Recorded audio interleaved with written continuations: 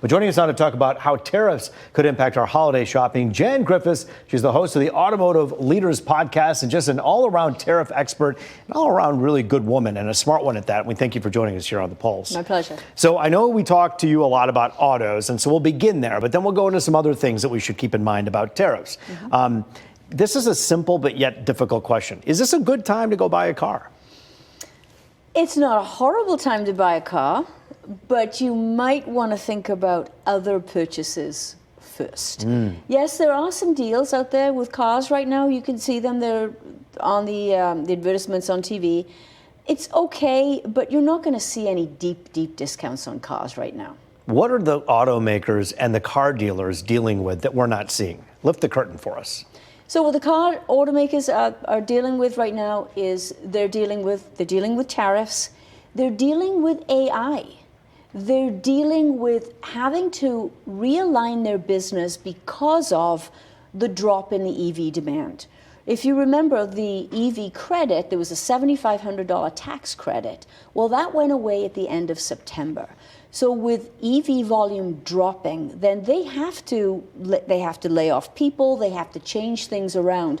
That's the big challenge right now. That's why we're seeing these layoff announcements. GM, Factory Zero, 1,140 people. And of course that, as we know, that filters out into the supply base. So you are going to see more of that, but I wouldn't get too overly concerned about it. It's a normal realigning of the business given the demand, if you will. Nothing alarming that in your eyes right now that you're looking at. But what about the AI? I think that's interesting. Yeah. Artificial intelligence, you can't go a day without having a conversation with someone about AI. How is this affecting the autos? Yeah. So AI, there's immediately this fear, right? There's this, oh my gosh, is AI going to come and take my job? Well, maybe. AI is very good at taking on some very basic, transactional, mundane, boring tasks. It's nowhere near ready to replace a human. We still need, and they use the term human in the loop. We will still need a human in the loop. It will augment and support the human so that we can do more enjoyable things and be more creative. And we need more of that in the auto industry. And so basically AI is paving the way for perhaps that new chapter, that new iteration. It absolutely is. Well, now let's talk about Black Friday. We have a lot of people who are out there saying, okay, I want to treat myself to something.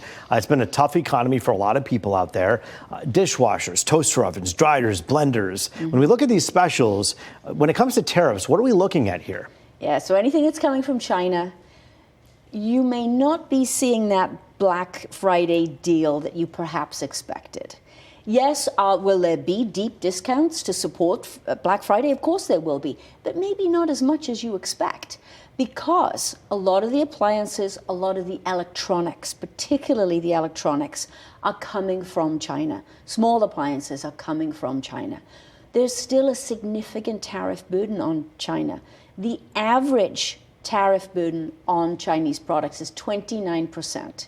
Now, if that product is heavy, with steel content, that's going to be high. That's going to be at the higher level. Because the steel tariffs are so high right now. Because the steel tariffs are high. And then the China reciprocal tariffs are 10%, reduced from 20%. So there's all this tariff stacking that applies to the Chinese product. So like a toaster oven that you buy that's made in China, made from steel, could be like significtightly more expensive. Oh, yes. Even with a discount or an Amazon Absolutely, sale. Yes. So what do we do moving forward in terms of buying gifts? Do you go to ChatGPT and say, find me a toaster oven or a dryer that's not made in China, and find the people who make that and see it? Right? Good luck, because there's not a lot, right? Good luck.